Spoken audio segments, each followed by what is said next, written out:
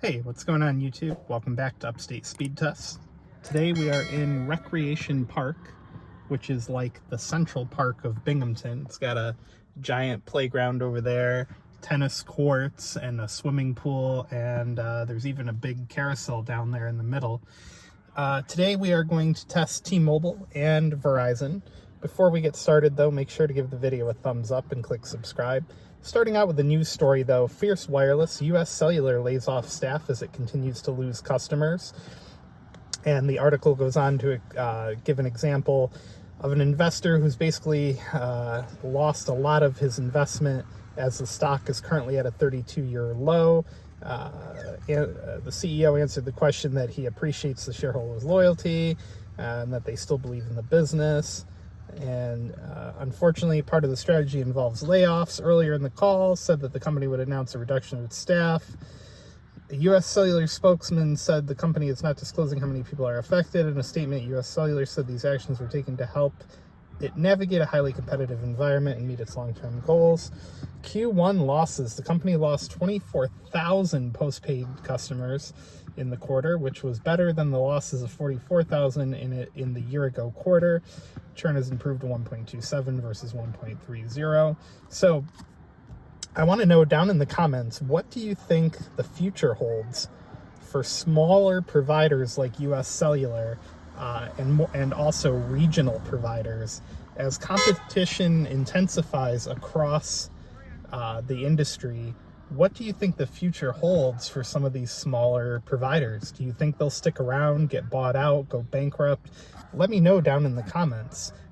Positive too. Do you think they'll come back and stop having a rough time in this type of environment? So anyway, we're here at Recreation Park, like I said. Recreation Park being the largest park in Binghamton, I believe it is. And it certainly is one of the nicer parks.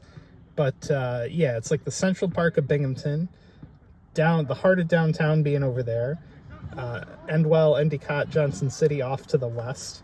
Now this park is ringed by small cells. There's one like here, and there's one over there, and one over there. So there's small cells all around this park. So Verizon should perform really well. T-Mobile is still relying on its macro network around the park.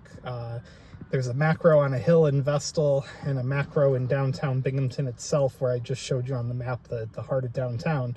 So Verizon's going to pull over 100 megabits per second. The small cell is not like directly near us, but it's at the corner, I think it's the southwest corner of the park. So we got 100 down, almost 100 down, 96 even, 49 millisecond ping.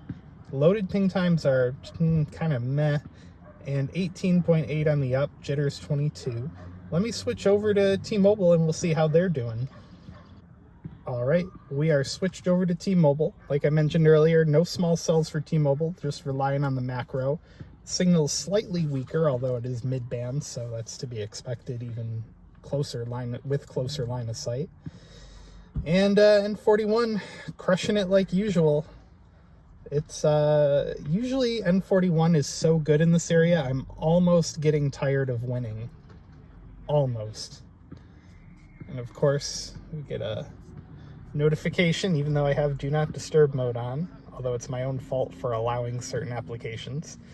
Anyway, 320 on the down, 76 ping. Pretty okay loaded ping times. They're again kind of meh. N41 is so good. Like I said, I'm almost tired of it being so good. It's getting boring in this area anyway. Hopefully they increase the backhaul soon, because I'd like to start hitting gig plus speeds. I think that'd be very interesting. Anyway, there's our video from Recreation Park in downtown Binghamton. Give the video a thumbs up and click subscribe down below.